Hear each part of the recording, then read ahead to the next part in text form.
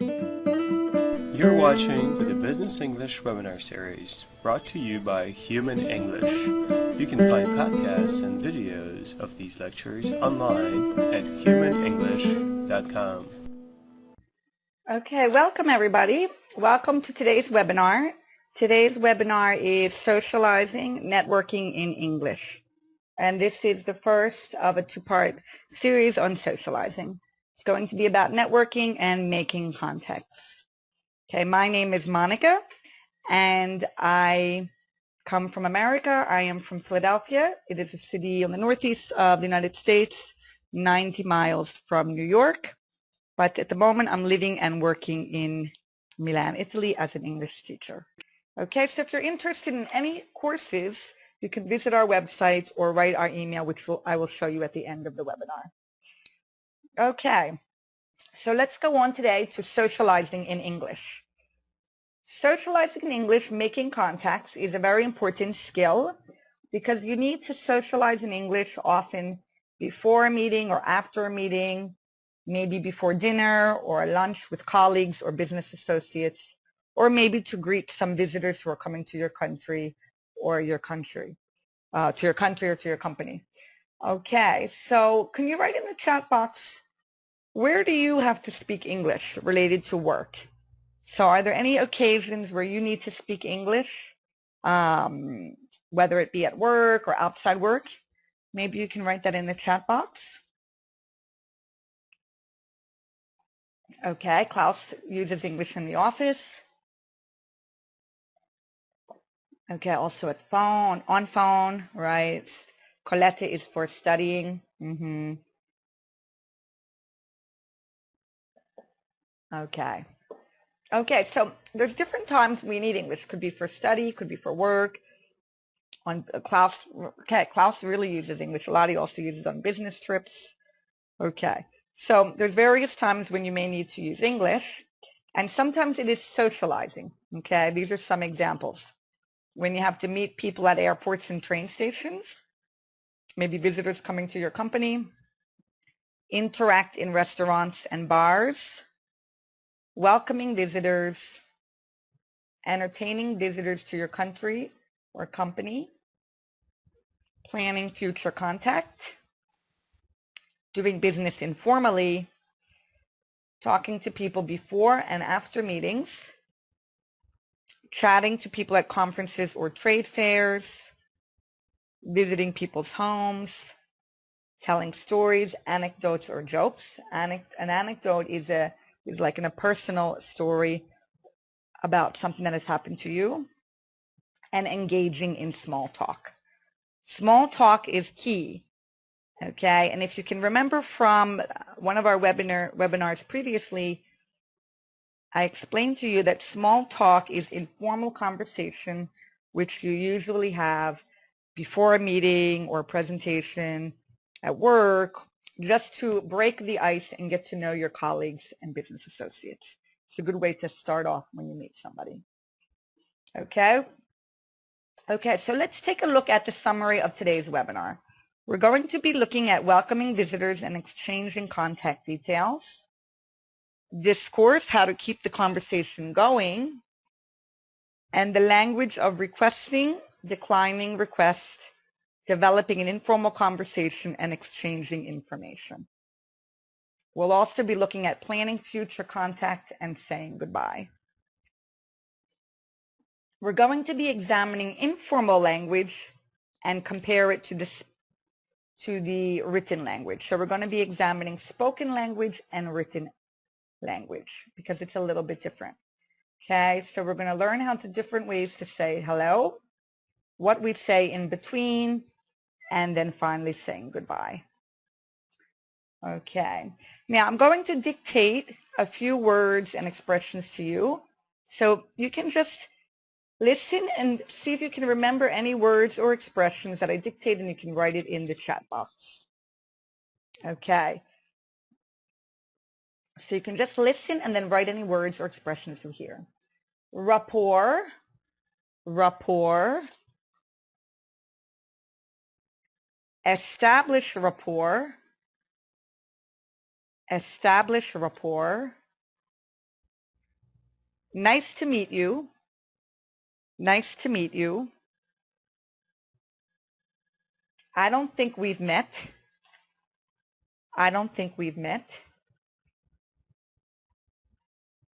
Nice weather in Bilbao. Nice weather in Bilbao. Host. Host. Guest. Guest. Turn taking. Turn taking.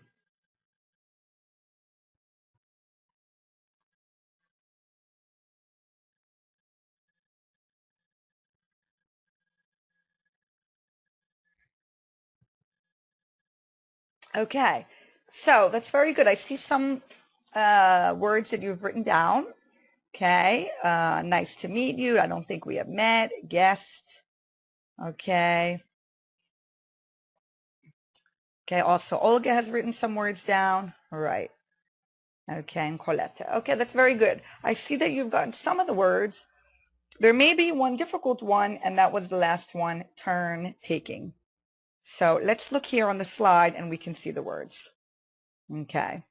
Okay, there's also a new attendee, Gunther. Okay, so welcome to today's webinar. And as I told the other attendees, today's webinar is about networking and socializing. Okay.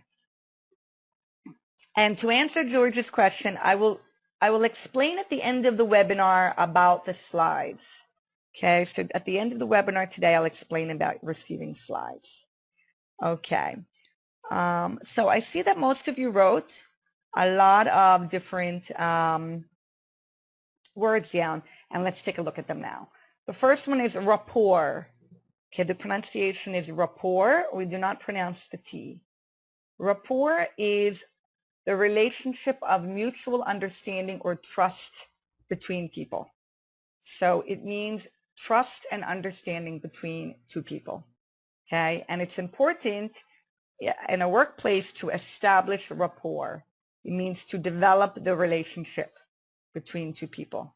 Okay, so you need a good rapport with your colleagues, a good relationship. Okay, nice to meet you. We usually use when we meet somebody for the first time, but there is another way to say nice to meet you. Okay, does anybody know the other way to say nice to meet you when you meet somebody for the first time?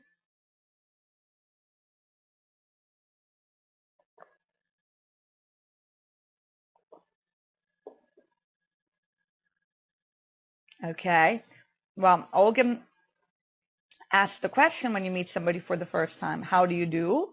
Okay, so you could say, how do you do? Nice to meet you. But we can also use another word for nice, and we say pleased. Pleased to meet you, for example. Okay.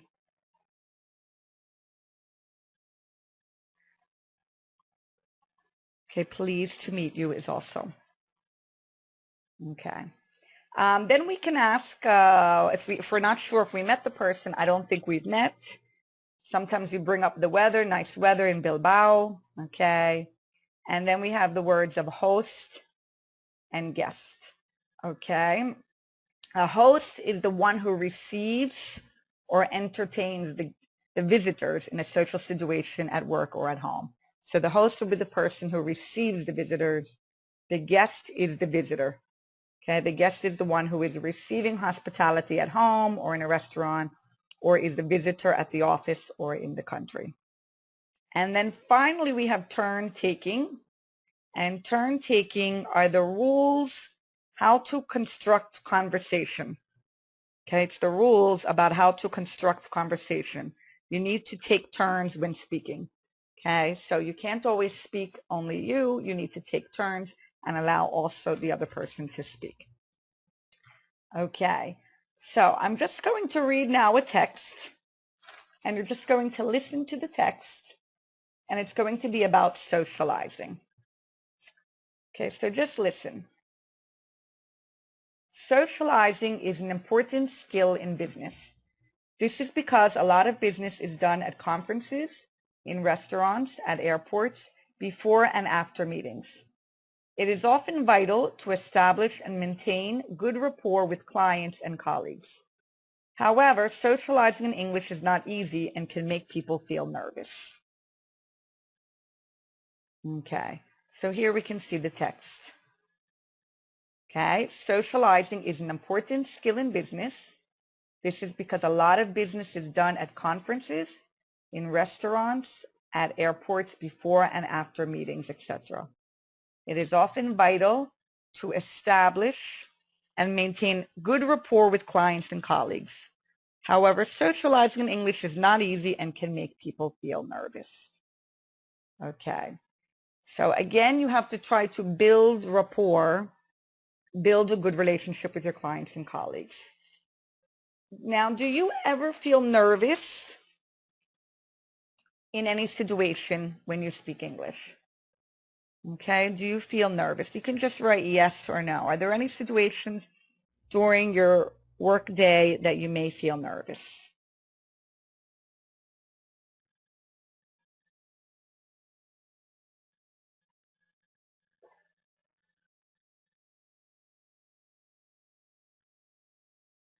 Okay, many of us can feel nervous if English is not your first language, okay? And I think that a lot of people, especially in meetings or on the phone, you can feel nervous because you can't see the person. It's much easier when you can see the person, okay? So there are a lot of different reasons why you could feel nervous, okay? Of course, English is maybe not your first language, but there could be reasons why you could feel nervous in any speaking situation, okay? So you could feel nervous in English, but you can also feel nervous in your own language, okay? And there are different reasons. So the first one is informal spoken English is very different from the type of language most people have studied, and they have had little or no help with this, okay? A lot of times the English that we speak is different from what you may have studied in the grammar books, okay, because there are a lot of slang and expressions in the English language. There are also different rules and vocabulary choices made in real-time social interactions. Listening is a skill which is especially important in socializing. Okay, so it's important to always listen to the other person to understand what they are saying. Native speakers of English seem to speak very fast, okay? So the native speaker of English seems to speak very fast, so this could also create some difficulties. Different accents cause problems. Okay, we have a lot of different accents, and this can cause problems.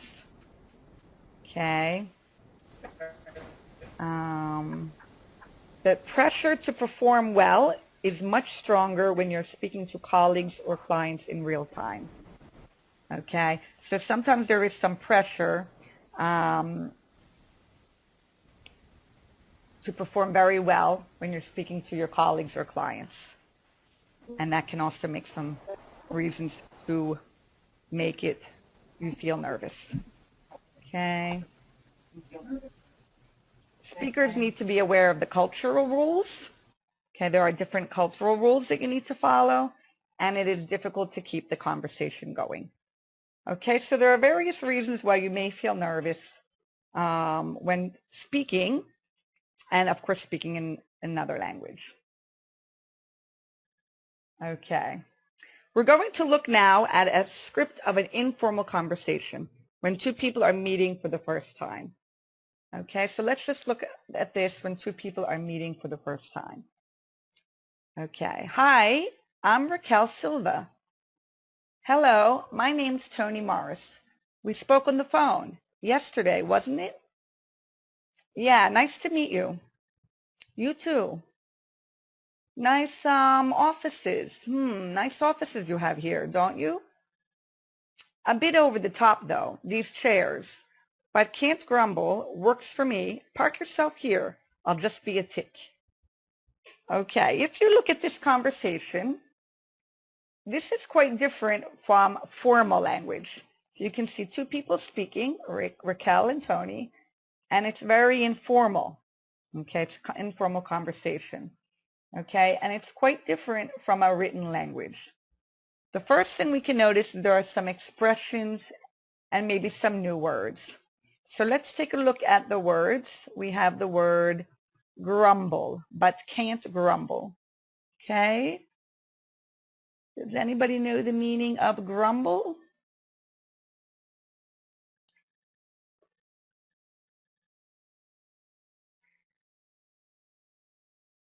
Grumble is another way to say complain. Okay? I can't grumble or I can't complain. Okay? So grumble means complain. We also have the word I'll just be a tick. I'll just be a tick. Okay? And this, if you know the meaning, you can type it in the chat box. If you look at the context, you may be able to figure it out. It says, works for me, park yourself here, I'll just be a tick.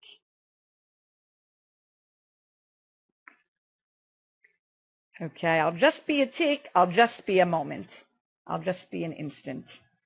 Okay, so we have the word grumble, which means complain. I'll just be a tick, I'll just be a minute. And we even have another expression in the last sentence, a bit over the top. Something is over the top. The offices are over the top. Okay, this is an idiomatic expression, and it means extravagant, outrageous, exaggerated, something really, really big, extravagant. Okay, so you can see this is very different from written language. Yet, unfortunately, spoken language is given very little attention on most language courses. Okay, so if you watch movies in English, you can see a lot of slang and idiomatic expressions, and it's quite different from the written language that you may see in books. Okay, and that's why it seems to be more difficult. Also, it is not incorrect in any way. Spoken language simply follows a different set of rules. Realizing this will help prepare you for real-time, face-to-face social interaction. Okay, so it's not incorrect to use the informal language of spoken language. And that will help you when you have a face-to-face conversation. So let's look at some of the rules of the spoken language. Okay, first of all, informal language is often used in spoken language, hi rather than hello. Hello, my name's Toni Morris. We spoke on the phone yesterday, wasn't it? So we often use contracted forms when we are speaking. I'm rather than I am. Okay. All right. We also often systematically drop parts of the sentence. This is known as ellipsis. Okay. We use this because it is either unnecessary to use the complete element or we can work out the sense from the context. Okay, so we drop parts of the sentence. Okay. We often reformulate what we have said.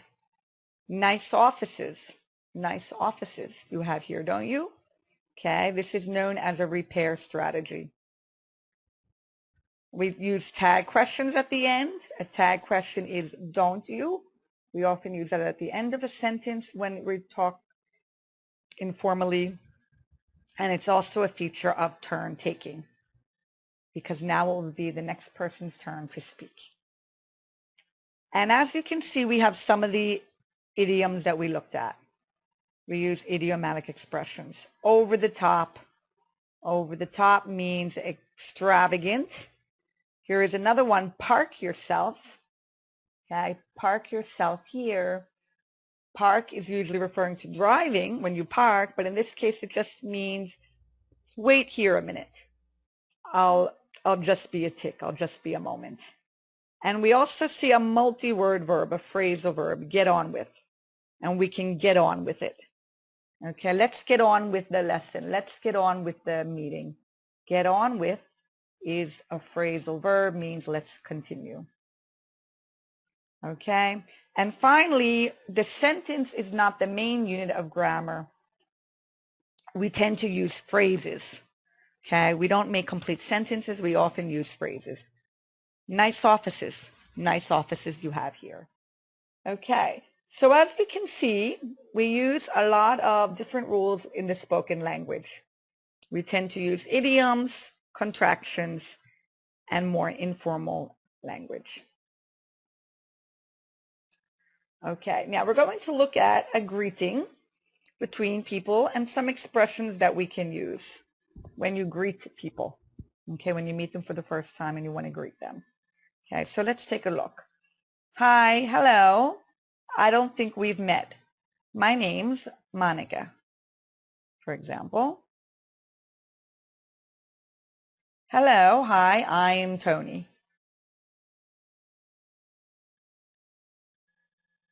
Nice to meet you.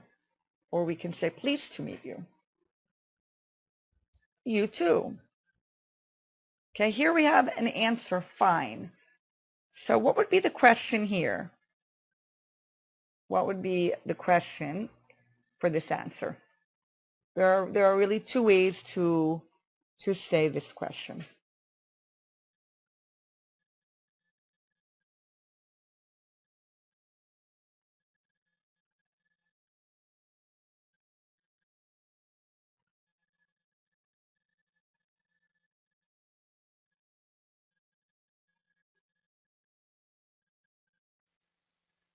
Okay.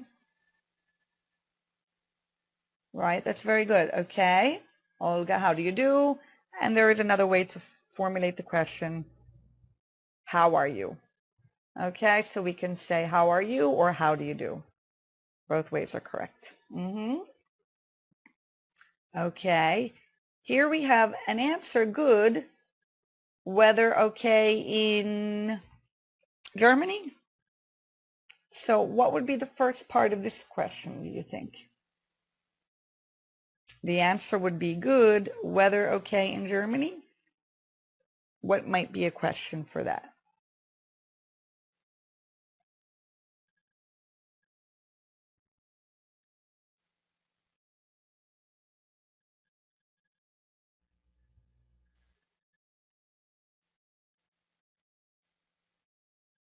Okay, they're talking about the weather.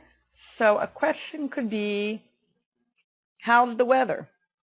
For example, how's the weather in Italy? Good. Weather okay in Germany? Okay, this is an informal way of asking questions about the weather. Okay, yes, really nice. Okay, anyway, welcome to my company, or welcome to America. Depends, also could be welcome to a company or to your country. Okay, and here we have two parts of a question. Not very good. Okay, and then the answer is sorry to hear that. Was the plane late? Bad weather. Okay, so does anybody know a question that could go with the first part? Not very good.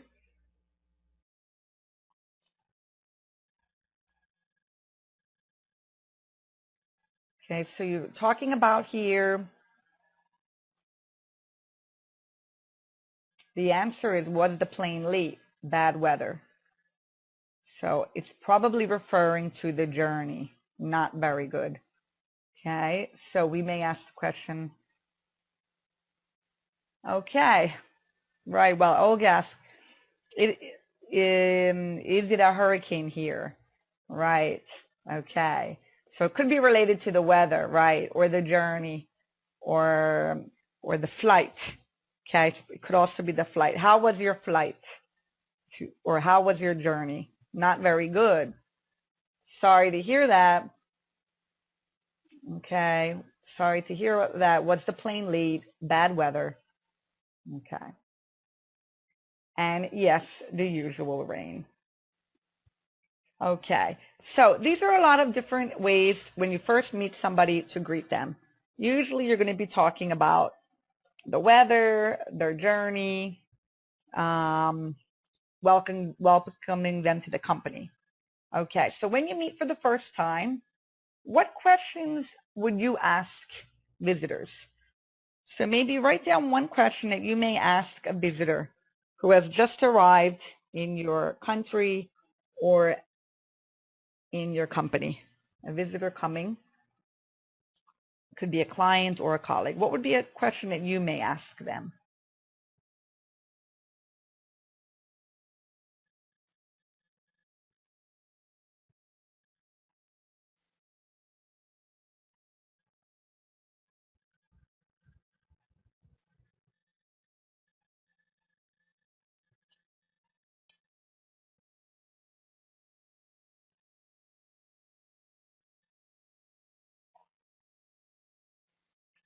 Okay. Well, when you meet people for the first time, you often want to ask them different questions, perhaps about their journey or about the weather. Let's take a look here. How did you get here? Okay. How was your flight? Okay. Maybe you meet them at the airport or they've just arrived in your company. How did you get here? How was your flight? Did you have any problems finding us? Did you have a good journey? And what was the weather like in London? Okay. So you can see here there's the general type of questions are about the journey, the flight, and perhaps the weather. Okay, that's just a good way to start off when you meet a visitor who's coming to your company or to your country. Okay, also, is this your first visit to our city? Okay, now there could be other questions that the host asks the guest. Okay, if you are the host, you may ask your guest some other questions. Okay, let's look at some topics. We could ask about the visitor's journey, as we've seen, in the weather, sports, about their jobs, holidays, the town, the place they are in, other towns, cities, or countries, their salaries, politics, and work or job in general. Okay, so all of these topics are okay, but there are two topics that may not be appropriate. Two topics that are not really appropriate to talk about when you meet people for the first time or you meet your colleagues or business associates. Okay? Which two topics do you think they could be? You can just write that in the chat box. Which two topics do you think may not be appropriate? Okay. Right. Okay. Excellent, Olga. Salary and politics. Okay. Yes. Usually if you're meeting people for the first time, business associates or colleagues, you don't want to talk about salary and politics. Okay. That's a little bit personal. Okay. But all the other topics are good topics to make questions and answer with your colleagues or with business associates or clients. Okay. So let's take a look at some answers to some questions. Okay. The first one is to discuss the launch of our new fragrance. To discuss the launch of our new fragrance. Okay, I'm going to show you the different answers and then we will try to find the correct question. The hotel is excellent and has a full breakfast. It was fine, but a bit turbulent. It was cool and rainy in London. Yes, it is. I only know Rome. No, none at all. Your directions were fine. I have an appointment with Mr. Ferrari. Okay, now let's look at the first question. And if you can just write in the chat box the answer, the number of the answer that goes along with this. Okay, the question is, how have you found the Excelsior? Which answer do you think that would be?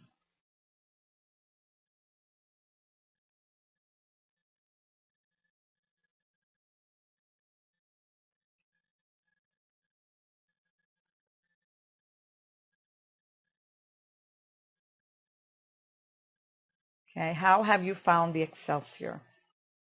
Okay.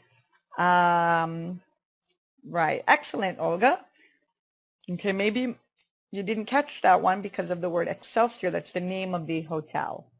Okay, so that could have maybe been a little bit difficult, but how have you found the Excelsior would be number 2.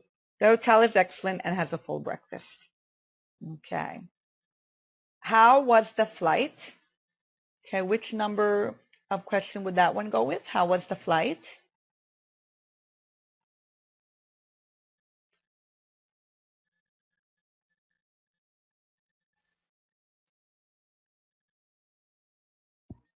Okay, good. Number 3, it was fine but a bit turbulent. Okay, it was fine but a bit turbulent. Okay, turbulent means that was a bit shaky, was not exactly smooth. Okay, next one. Any problems finding us? Any problems finding us?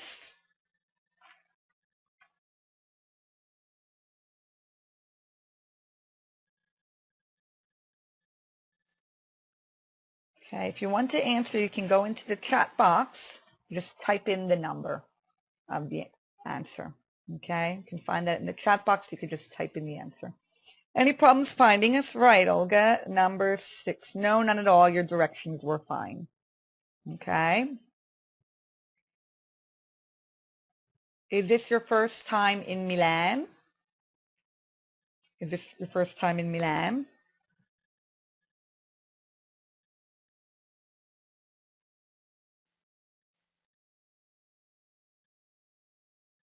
Okay, yes, right. Number 5. Yes, it is. I only know Rome. Okay. The next one is, who would you like to see first? Who would you like to see first?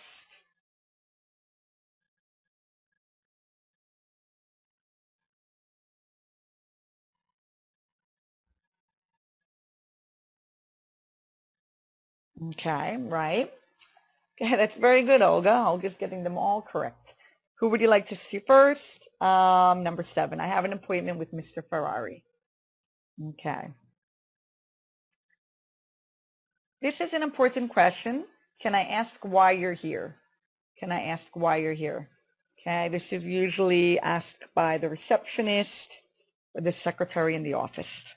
Can I ask why you're here?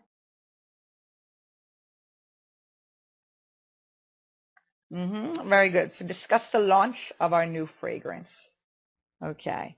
And finally, suppose the weather was bad. Suppose the weather was bad.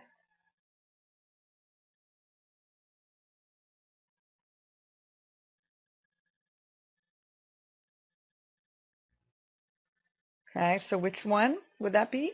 Suppose the weather is bad. Well, there's really just one answer left, and we can see that it would go together with the answer with number 4. It was cool and rainy in London. Right, excellent. Okay, very good, Olga. Okay, so as you can see, these are different questions that you want to use when you meet people for the first time. Okay, there are questions about the flight, about directions.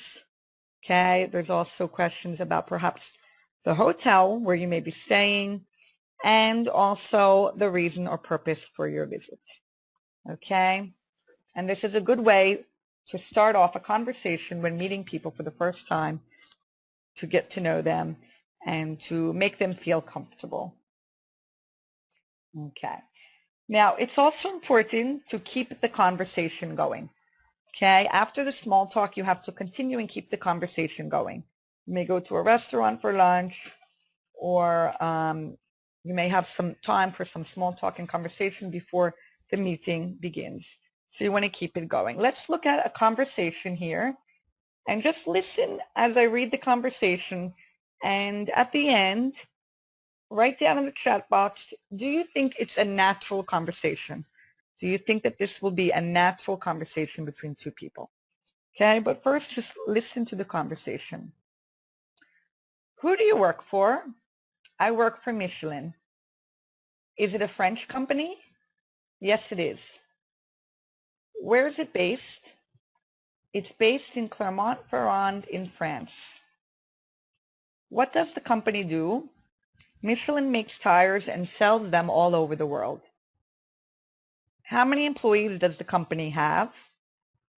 About 120,000. Where do you live? I live in a village about 3 kilometers from Clermont-Ferrand. Are you married? Yes, I am, and I have 2 sons. Can I have your email address? Sure, it's Pierre-EON@michelin.co.fr. Okay. Do you think that this is a natural conversation, a natural dialogue between two people? Is this a natural dialogue? You can just write in the chat box yes or no. What do you think? Right. Okay. That's very good. Okay. Olga answered not at all. Okay. So this is not really a natural dialogue. There are many good questions, and the answers are very good and correct and clear, but they are set answers. They are rehearsed. Okay. This is not the usual way when we have two people talking naturally in a conversation. Okay. When we have two people talking naturally in a conversation, we can compare now and see the difference. Okay, so let's take a look at a more natural conversation between two people when they are talking. So, it was Michelin you said you work for. That's right, we're based in Clermont-Ferrand, but I work in Nantes, which is on the other side of the country. I live about 3 kilometers from the city center. A nice little village. And yourself? I'm with Reckless Motor Corps myself. Tires, right? That's what you're in. Yep, tires. We sell them all over the world and have about 120,000 people working for us. And we're looking at partnering with major motor companies, like yourselves, as a matter of fact. That's why I'm here at the conference. Oh, great. Any chance of having your email address then? Sure. Got a pen handy? Good. It's Pierre-EON@michelin.co.fr. Got that? Make sure we catch up later before the end. Love to arrange a meeting. Okay, so you can see it's much different than the previous conversation. Okay, and this demonstrates that language you choose to use depends on the context. So, in a more formal situation, you're going to have longer sentences, okay? And this is an example of turn taking, okay? It's longer natural answers. There's some slang, and there's a lot of pauses between the words, okay? This is a much more natural conversation. And when answers are more natural, it makes it more interesting, okay? If we look at the last answer, okay, sure, got a pen handy. We see the word handy, okay? Does anybody know the meaning of the word handy?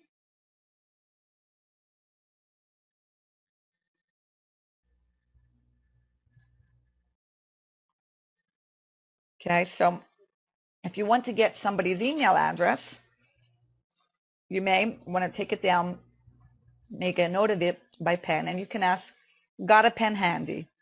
Okay, handy means available. Do you have a pen available? Do you have a pen nearby that I can use?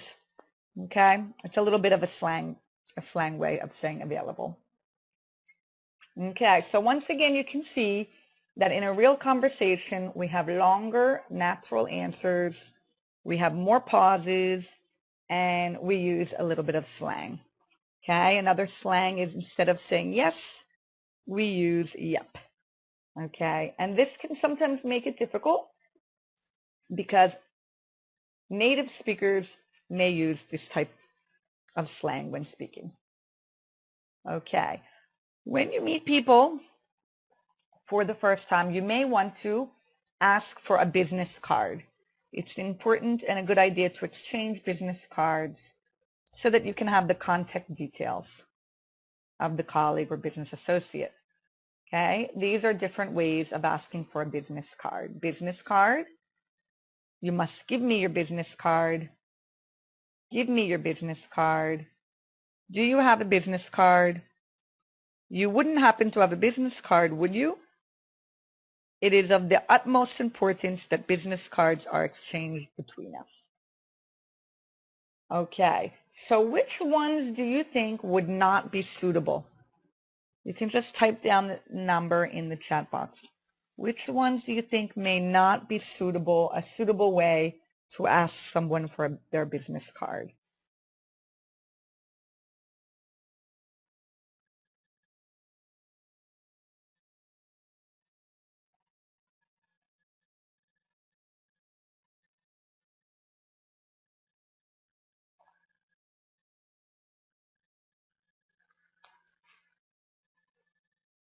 Okay.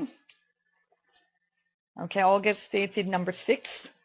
Okay, it is of the utmost importance that business cards are exchanged between us. Yes, that's extremely formal, and it could even be a little bit strong. Utmost importance. Okay, it sounds a little bit strong, so it may not be a good way to ask for business card. Number 2 and 3 also are not very friendly ways. Number 2, you must give me your business card, is a little bit very strong and direct. It's like an order or command.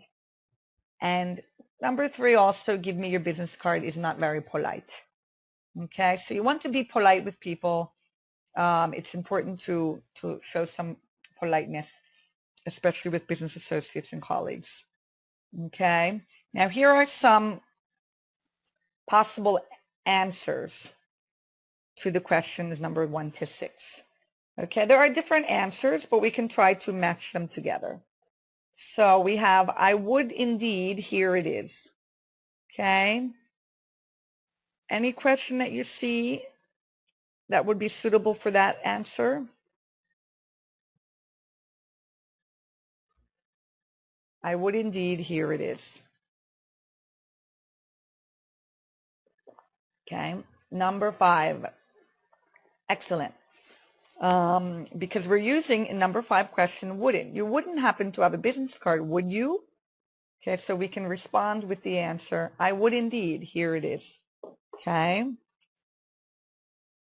B, excuse me, I'd rather not. Okay.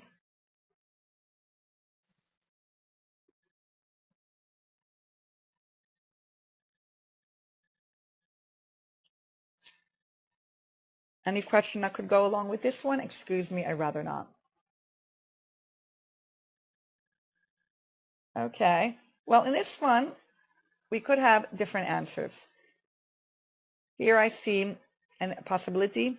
Number 4, do you have a business card? Okay, so that could be a suitable answer. Excuse me, I'd rather not. Okay, we can also use it together with numbers 2 and 3, but as I said before, 2 and 3 are a little bit strong. Okay, I don't seem to have any with me. Must go. Bye.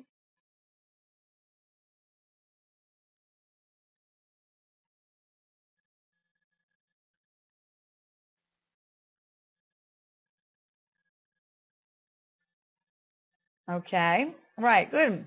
Olga, number 2, you must give me your business card. It's a little bit strong, so the answer could be strong. I don't seem to have any with me. Must go by. Okay, that's excellent. Yes, I do. Here it is. Have you got yours? Yes, I do. Okay, we can see the answer do.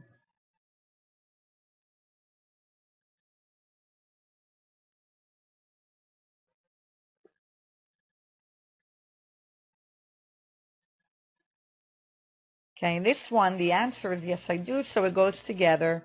That's very good, Olga. 4, do you have a business card? Okay, that goes together.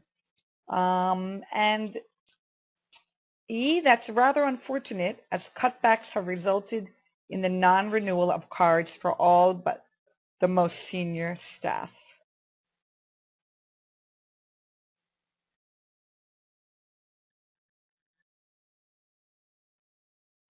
Okay, that could be number 6. Very good. Okay. It's a bit of a strong and direct approach to ask the question. And number 6, extremely formal. So you can see the answer is also very formal. Okay, number 6 question is formal and also the answer. And finally, sure, here it is. Very informal way, sure, here it is. Short answer and informal. Yes, very good business card, number 1. Okay, so if you take a look at this, you can see that this demonstrates that the language you choose to use depends on the context. Okay, if you have a formal situation, usually with people who are of a higher status, you're going to have longer sentences with more complex grammar.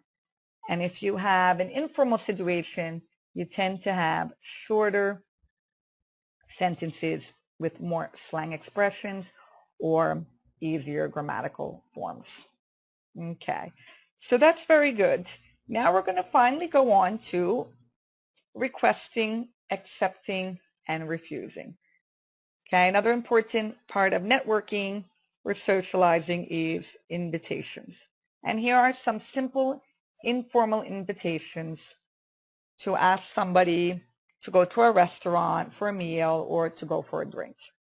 Okay, we can say fancy a drink. Okay, this is an expression commonly used in England, and it's a British English expression, fancy a drink. So it means, would you like a drink? Okay, it's very friendly and a formal way to say, would you like? Are you up for a drink? Okay, do you feel like a local restaurant? Okay, and we also can make informal invitations using the gerund form ing. We often use the gerund in informal situations to ask if someone wants to do something. Fancy going for a drink? Are you up for having our meeting in the pub? Do you feel like trying a local restaurant? Okay. And then there are different ways to refuse an invitation. I'd rather not, but thanks anyway. Here we can see I'd rather. I'd rather means I would rather. I'm a bit busy, to be honest. No thanks if it's all the same to you. Okay. And finally, when you want to accept an invitation. I'd love one. I'd love to. That'd be great. Okay. We use that'd, and that means that would be great. We use a contraction form. And that sounds lovely. That sounds lovely. That sounds great. Okay. So you see we can use different expressions for inviting, for refusing, and for accepting. Okay. And there are a variety of different expressions and ways to do that. Okay. Now we spoke before about the guest and the host. Okay. The host is the person who is receiving the visitor, and the guest is going to be the visitor. Okay. So here we have different situations, and we have to decide if it is the guest or host, or could be both. Okay. So could these expressions be said by the guest, host, or both? Okay. Let's take a look. Let's do this again soon. Let's do this again soon. Okay. Well, this actually would be both. The guest could say this as well as the host. Okay, so let's go through some other ones. Well, it's getting late. I'd better be going. I'd better get going. It's getting late. I'd better get going. So which do you think this would be? A guest or a host? Or both? You can just put that in the chat box. You could put G or H.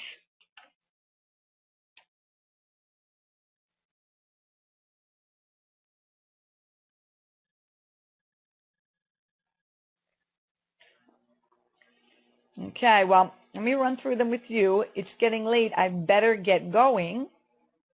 It's going to be the guest because the guest has to go. Okay, so that would be a comment made by the guest. Come back soon. Come back soon. This would be the host. The host is inviting to come back soon. I'm afraid I have to go. I have a big day tomorrow. Okay, that would be the guest. I'm afraid I have to go. I have to leave. I'd better be off. I have to get up early tomorrow. I'd better be off also means I'd better go. So that would be the guest. Glad you could come. This would be the host. Glad or happy you could come. We have to do this again sometime. We have to do this again sometime. This could be said by both the guest and the host. I'd better get going. It's an early flight. Okay. This would also, again, be the guest. The guest has to leave. We have to do this more often. Okay. This could be both. Right, Olga, very good. We have to do this more often. Okay. I had a great time. Thanks. I had a great time. Thanks. Okay, this would be the guest. Yes, very good. Because the guest has to thank the host for the invitation. Well, time to go. This is quite informal. Okay, in this case, it's the guest because the guest has to go. Time to hit the road. This is a very common expression that we use. It's quite informal, but it's an idiomatic expression, and we often use this. Time to hit the road. That means time to go. I have to go. Okay, I have to leave. That would be the guest. It's been our pleasure to have you here. Okay, which one would this one be?